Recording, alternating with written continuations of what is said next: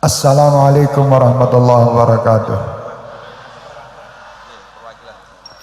Wahai bangsa Indonesia, rubah adab dan akhlak kita, karena Nabi Muhammad sallallahu alaihi wasallam adalah manusia yang selalu sabar tentang cacian. Dicaci maki Rasulullah sabar. Satu cerita, saya tidak akan panjang-panjang ceramah karena Solo Trenggalek rodok suwe. Tekan Solo bojoku sing lilir ping 3, aku urung tekan-tekan. Wedok ngopo. Satu cerita tentang Nabi Muhammad, adab dan akhlaknya bagaimana.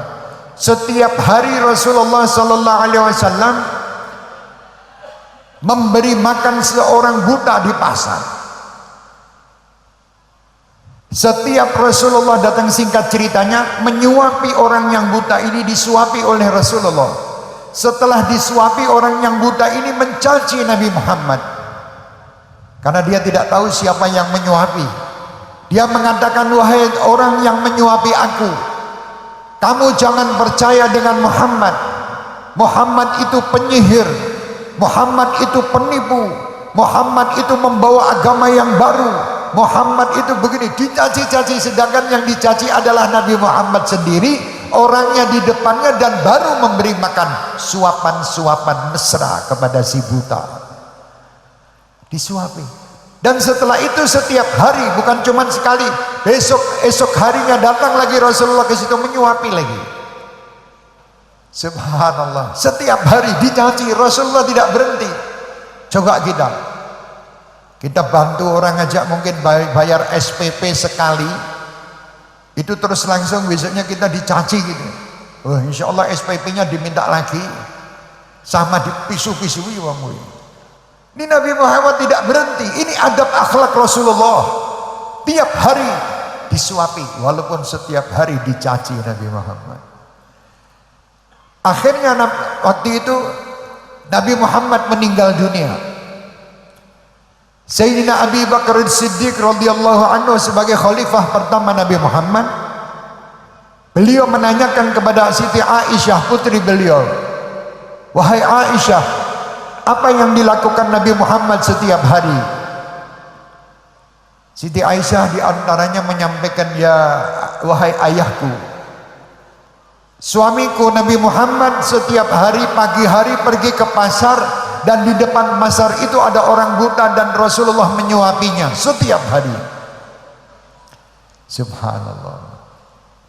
Akhirnya Sayyidina Abu Bakar mengatakan, kalau gitu saya harus melanjutkan. Sayyidina Abu Bakar datang ke situ dan menyuapi si buta.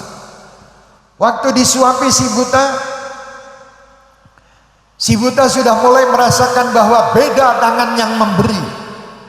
Tangan Nabi Muhammad dengan tangan Sayyidina Abi Bakar pasti beda. Waktu itu dia mulai di dalam hatinya rasa niki tangan kok beda karo tangan sing dek wingi. Kok tangan yang kemarin itu halus, lembut, nikmat memberinya ini. Tapi dia dalam hati rasa. Setelah Sayyidina Abi Bakar memberikan suapan-suapan itu, si orang ini mengatakan kepada Abu Bakar Siddiq sebagaimana yang dikatakan kepada Nabi Muhammad, wahai orang yang menyuapi aku, kamu jangan ikut Nabi Muhammad. Nabi Muhammad itu penipu, Nabi Muhammad itu begini, dicaci-caci Rasulullah. Sayyidina Abu Bakar menangis. Subhanallah. Orang yang setiap hari disuapi oleh Nabi Muhammad dan setiap hari mencaci di depan Nabi Muhammad, dan Nabi Muhammad sabar. Aku menyuapi ini, dia mencaci-caci Nabi Muhammad yang setiap hari menyuapi dia.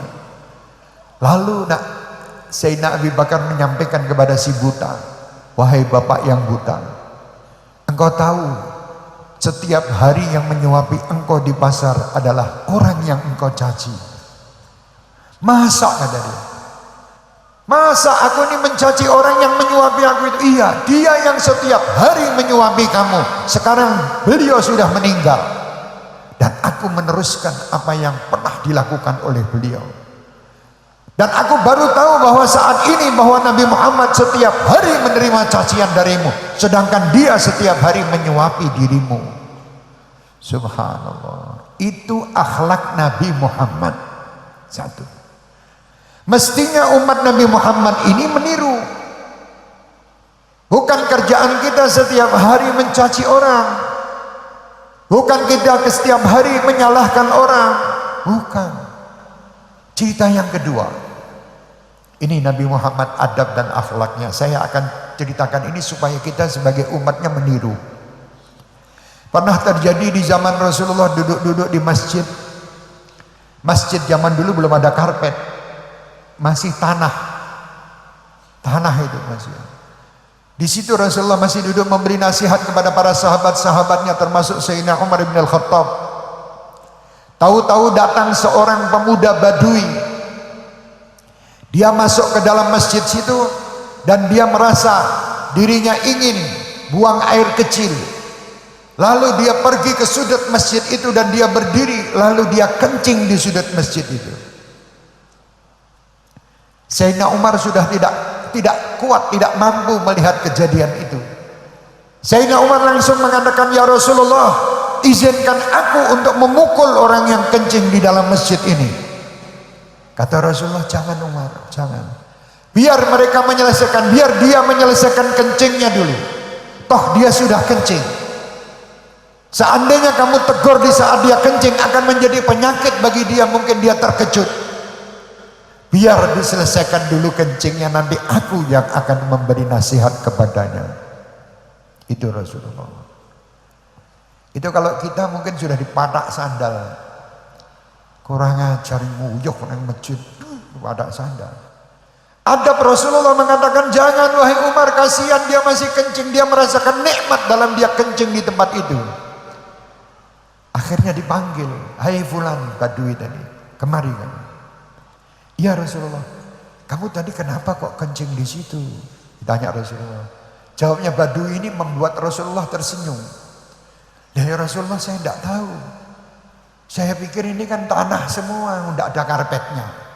Jadi saya di luar yang nguyuh ning tanah kan gitu. Jadi di dalam ini ya tanah ya saya tidak tahu ya, saya kencing di situ saja itu podo tanah istilahnya ngoten." Kanjeng Nabi tersenyum.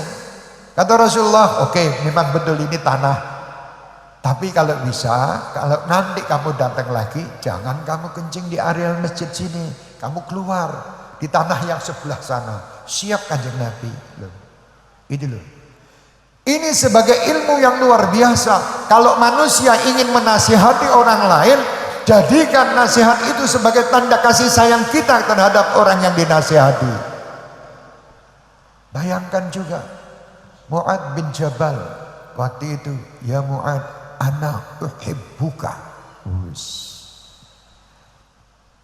Seandainya setiap tokoh, setiap habib, setiap ulama, setiap kiai, setiap siapapun, kalau menasihati orang dengan ucapan sebelumnya, "Wahai fulan," orang yang mabuk di depan kita panggil sini. "Wahai fulan," misalnya pemabuk itu si A. "Wahai si A, aku cinta sama kamu. Aku ingin bersamamu di surga. Tapi jangan mabuk lagi. Soalnya mabuk itu tidak bagus. Narkoba itu tidak bagus." Itu saya yakin nasihat seperti itu insya Allah masuk ke dalam hati si pemabuk. Tetapi kalau kita cuma teriak-teriak dan mengatakan, "Hei pemabuk, kamu neraka," saya yakin pemabuk itu tidak akan berhenti dari mabuknya. Jadi di sini kuncinya, adab dan akhlak itu adalah sumber keberhasilan. Adab dan akhlak adalah sumber kenikmatan yang ada di muka bumi ini. Orang punya kekayaan sebesar apapun, kalau dia tidak punya adab dan tidak punya akhlak, dia adalah orang yang terhina di muka bumi ini. Ulaika kal an'am. Mereka bagaikan binatang, bahkan lebih dari binatang. Karena tidak ada adab. Orang punya ilmu tidak punya adab, dia juga tidak ada harganya di muka bumi ini. Makanya adab, wahai pemuda-pemudi. Berbuat baiklah kalian kepada orang-orang tua. Adab. Walaupun kalian kelihatannya pandai, cerdas dan sebagainya, tetapi kalau Anda tidak taat kepada orang tua, kalau Anda tidak menghormati orang tua, Anda tidak termasuk orang yang pandai dan cerdas. Anda tidak beda dengan kaset dan tape.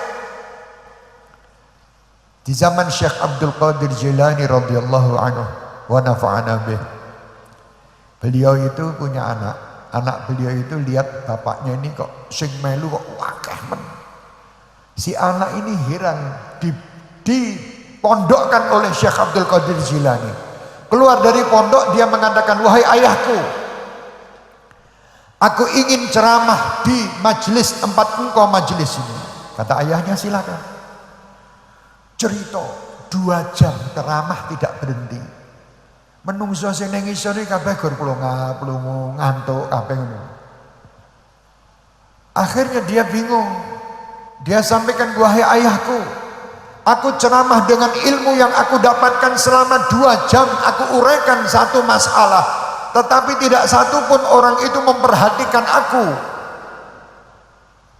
Akhirnya ayahnya mengatakan, "Walah, yo gosek, tak kandani carane ceramah." Ayahnya datang di tempat yang sama.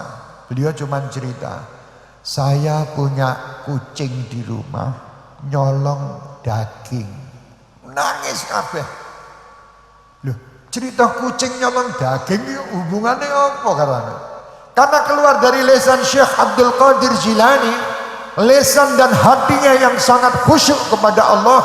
Masing-masing yang mendengar dan yang memandang wajah Syekh Abdul Qadir Jilani mempunyai arti sendiri-sendiri. Itu loh. Makanya adab dan keikhlasan itu penting.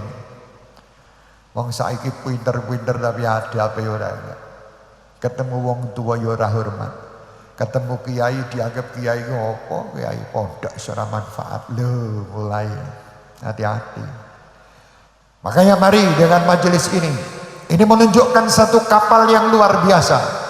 Safinatun Nuh, kapalnya Nabi Nuh. Siapa yang berada di dalamnya dia pasti akan selamat. Kapal kita adalah Indonesia, NKRI. Ini kapal kita bersama-sama.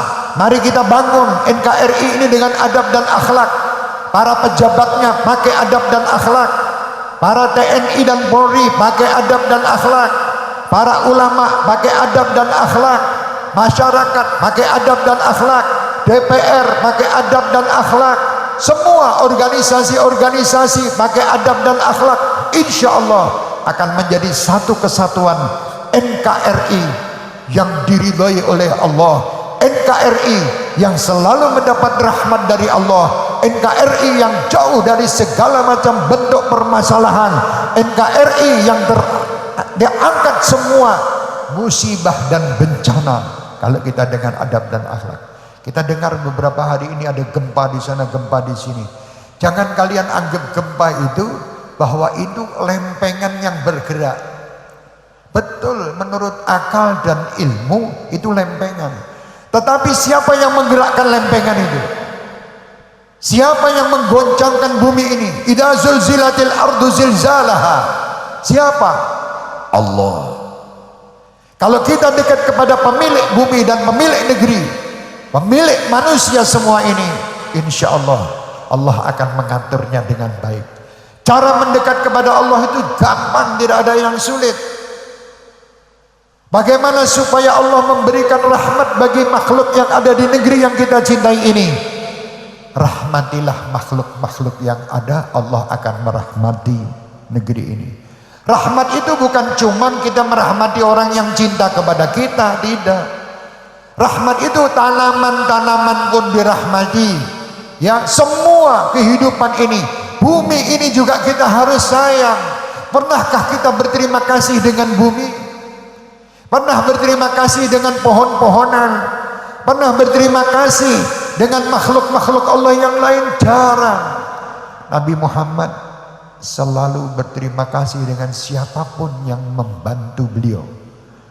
Di antaranya ya, sisir yang dipakai oleh beliau itu setiap hari mendapatkan ucapan sayang dari Rasulullah. Sisir, kita sisir dibuang-buang perlu dokok pantat gitu. Tapi Rasulullah tidak. Terima kasih wahai sisir, engkau telah merapihkan rambutku. Tanpa engkau rambutku tidak akan rapi. Diterima kasih. Bagaimana sisir-sisir itu tidak bahagia? Kalau ucapan ini kita ucapkan kepada para pejabat kita, para ulama-ulama kita, para tentara-tentara kita, para polri-polri kita, para masyarakat yang membantu terwujudnya keamanan, ketenangan, ketentraman di negeri ini, kita ucapkan terima kasih. Bukan kita caci, bukan kita laknat, bukan kita salahkan. Pasti manusia pasti punya salah. Tunjukkan manusia yang tidak punya salah kecuali Muhammad sallallahu alaihi wasallam. Saya termasuk sumber kunci kesalahan saya ini banyak, lebih banyak dari jenengan. Tadi saya masuk Trenggalek ini saya gede-gede kan. Iki genahe negara ndi Trenggalek ini. Masuk itu tadi sepeda motor tuh keliling semua toko-toko sekitar ini, semua isinya sepeda motor. Ini menunjukkan masyarakat yang ada di Trenggalek dan sekitarnya menjadi masyarakat-masyarakat yang hebat. Karena mereka cinta Nabi Muhammad, karena mereka cinta ulama, mereka kumpul di tempat ini dengan biaya sendiri. Demi apa? Demi persatuan dan kesatuan bangsa ini. Ayo. Makanya tadi Pak Bupati mengatakan bahwa Dandim dan Pak Kapolres sing soleh-soleh. Alhamdulillah saya lihat seluruh Indonesia yang pernah saya datangi, Bapak Kapolresnya, Dandimnya, Poldanya, semua soleh-soleh. Dan alhamdulillah kita bersyukur karena kita tidak pernah mempunyai sangka jelek kepada siapapun. Akhirnya kita dijumpakan dengan manusia-manusia yang baik. Kalau kita berbuat jelek atau menyangka orang jelek, tiap hari dituduh ke sing elek-elek. Anda contohnya HP aja lah. Anda buka masalah uang paten-patenan, itu nanti sebentar lagi dapat kiriman foto atau dapat kiriman video uang mata ini uang. Kalau tidak percaya coba nanti. Saya di YouTube saya itu tak buka gambar misalnya sopoh ngono ya, gambari wong ayu ngono misalnya. Terus kiriman ayu-ayu terus mlebu. Ora nek sing elek. Tapi tak buka gambar wedhus, kirimane wedhus wae terus. Kalau ora percaya coba nanti. Itu karena apa? Dilihat manusia ini sukanya apa? Habib saya itu sukanya di YouTube nonton apa? Akhirnya YouTube ya mudeng, oh iki suka nontonnya lagu dangdut, dikirimi lagu ini sapa wae, dileboni. Jadi begitu pula kalau kita ingin mendapatkan orang semua baik, sangkalah semua makhluk ini baik. Wong wedhus we. Maaf, ada seekor macan, jam 12. Ada seekor macan singa yang luar biasa. Dikurung oleh pemilik singa, si raja. Selama berapa minggu? 1 minggu kelihatannya dikurung, tidak diberi makan. Mau diadu oleh seorang soleh, wali min auliyaillah, dan raja membuat pertunjukan. Semua manusia yang ada di Baghdad di saat itu kumpul ke kabeh ning lapangan ning alun-alun. Ayo tak kei pertunjukan yang luar biasa. Singa atau macan makan kiai. Sealun-alun kumpul kabeh kepingin ngerti macane mangan kiai. Setelah kiai itu didudukkan di tengah-tengah lapangan, si macan ini hanya berputar aja ngambung, ngembus kiai ini diambungi terus. Lah kok orangnya ambui wak? Ambune kiai ini tidak ada bau daging belas. Akhirnya kalau diembus-embus diambu-ambu terus matanya turu. Loh, raja ki lagi kapan kok sih? Orang nek pertunjukan ya ceritanya. Akhirnya berhenti dan bubar. Kiai itu ditanya, wahai Pak Kiai, kamu tadi kok tidak takut sama singa atau macan itu? Bagaimana saya takut? Dong saya takutnya hanya sama Allah kok. Di saat itu saya ingat Allah, tidak ingat macan atau singa yang akan menerkam saya atau memakan saya. Akhirnya macan itu pun nurut. Gara-gara macan itu juga makhluknya Allah. Ojo mbok pangan kuwi kiai ki waliku. Lho. Indonesia akan aman. Indonesia tidak akan ada bencana semenjak manusianya semua seperti wali tadi ingat Allah. Ingat kepada Tuhan kita yang memberi nikmat, yang memberi rahmat, yang memberi yang penuh dengan kasih sayang. Ingat Allah. Allah tidak pernah murka kepada hambanya kecuali hamba itu yang ingin dimurkai oleh Allah. Allah tidak pernah murka. Allah juga mengatakan, aku tidak pernah zalim, wallahu bidzallamin lil abid. aku Allah tidak pernah zalim terhadap hambaku. Ya, mari orang-orang yang ada di Trenggalek khususan, dan yang ada di Jawa Timur pada umumnya, dan yang ada di Indonesia, mari semuanya berubah. Cukup yang lama ditutup, rubah sekarang. Timbulkan rasa kasih sayang di antara kita, timbulkan, bangkitkan di antara kita bahwa ada rasa ingin membela, ingin membantu kepada saudara-saudara kita yang lain. Jangan golek bantuan wae. Dadi kowe iki wong sing awal. Dan alhamdulillah Bapak Bupati tadi juga menyampaikan bahwa banyak orang-orang yang memalsukan akunnya beliau ini. Saya juga banyak. Kalau ada Instagram Habib Syekh itu macam-macam, saya cuma punya satu. Lainnya itu penipu, bohong kabeh. Facebook saya tidak punya. Twitter saya tidak punya. Wong aku ki wong bodoh. Orang mudeng bab bangsa internet lan ora mudeng. Isoku gur WA ngono tok. Jadi kalau sampai ada berita yang aneh-aneh seperti tadi, mosok bupati kaya ngene nggaluki duit. Kok kurang kerjaan. Dan yang memberi itu lebih jahil murakkab. Di SMS, Pak, saya membutuhkan dana ini terus dikirimi. Sing ngirim ki jahil. Tidak mungkin dan tidak mungkin terjadi. Jadi ayo kalau mau bantu lu mau ning pondok-pondok pesantren, bantu pondok-pondok pesantren, bantu anak-anak yatim ke sana. Insya Allah diterima.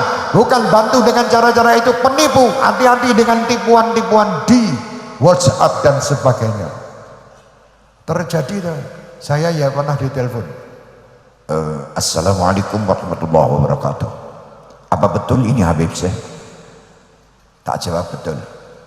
Oh, Habib mendapatkan undian dari Bank BRI sebanyak 100 miliar. Weh, jelas ngapusi. Lambe turah iki. Ngapusi kabeh. Lah habis itu saya bilang tak nengno wae. Masa pura-pura kaget aku bentek pulsane ngono. Masya Allah. Mas saya hampir semaput loh Mas ini Mas. Loh jangan semaput dulu Bapak. Bapak akan mendapatkan 100 miliar. Bapak ini sekarang silakan Bapak pergi ke ATM. Bapak nanti gandakan ini. Ngoceh karepe dhewe. Terakhir Allah ngapusi. Tak kata-kata. Dipisui aku. Dipisu-pisui terus bisnis Pak ini lho. Kaya ngono ki enek sing percaya lak wong edan. Oh sudah tidak mungkin wong saya tidak pernah nabung di BRI, tidak pernah nabung di bank ini, tidak pernah di menabung Mandiri, tidak pernah nabung di BCA atau nabung di B. Tidak pernah. Tahu-tahu kok enek berita aku untuk 100 miliar saka bank A. Lah lucu to. Kaya ngono wong percaya, wong desa iki percayanan. Termasuk wong desa ini wong Trenggalek iki desa.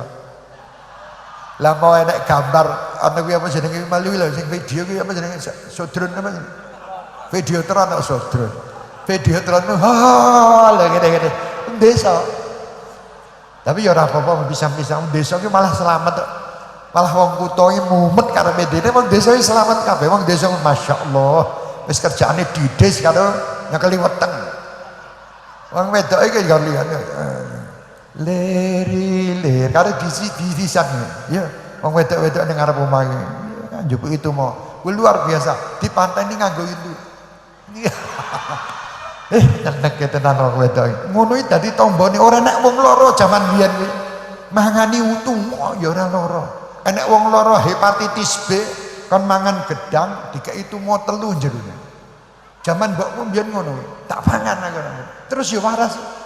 Padahal apa hubungannya tumor sama hepatitis B? Ini hubungannya blas. Gara-gara sugesti, gara-gara sing bilang boe, karo donga, tadi waras. Ya, wong desa selamat hai kalau. Ya, hai bro. Ya, beda tok kota sithik wis drun-drun. Ya, semangat sing sholawatan. Mari kita lanjut sholawat. Tadi minta maaf kalau seandainya ada hal-hal yang kurang berkenan. Tapi saya niat dan tujuan saya tidak ada lain. Kita ini adalah agama yang penuh dengan adab dan akhlak ya. Kalau ada orang yang tidak beradab dan akhlak itu bukan agamanya, menungsone ya. Jadi nek karate apa pencak silat enek sing padu ki kudu pencak silate sing elek menungsane. Pencak silate ambek kabeh. Ora enek sing elek. Paham ya? Ya wes sing rukun awas ora rukun aku ora rene neh. Agar rukun insyaallah aku rene terus insyaallah. Nek iso ben sasi pisan rene. Bareng Pak Romo-romo kiai kita. Aku seneng ketemu Romo-romo kiai sepuh nih. Sebabnya pokok seneng aku ketok enom. Paling orang ngono. Yang kedua memandang wajah para wali, para kiai ini ganjarane surga. Timbang wajah-wajah sing ora cetha-cetha kuwi. Ya. Cantik-cantik ya ora entuk apa-apa. Tapi nek wajahe para romo-romo kiai delok pandengan ngene terus. Insyaallah terus ketok surga. Aku mandeng malah ngantuk, Beb. Lah ya ben memang kowe iki mau ngantukan. Kon delok sing apik-apik malah ngantuk, nek delok sing elek-elek malah melek wae. Contohnya seperti saya. Nek nonton sepak bola iki mbok nganti subuh melek iso. Tapi kon pengajian. Halah paling sak jam setengah kok ora rampung-rampung ya. Lah ngene kuwi. Tapi nek bangsa bola nganti suk siap malah dipersiapkan makanan-makanan komplit. Tapi nek pengajian ya kayak bohong karo telo ngono tok wae. Lho pantes-pantes to, Beb. Ya bismillah tapi mboten napa-napa senajan memang seperti itu tapi iman kita tambah meningkat.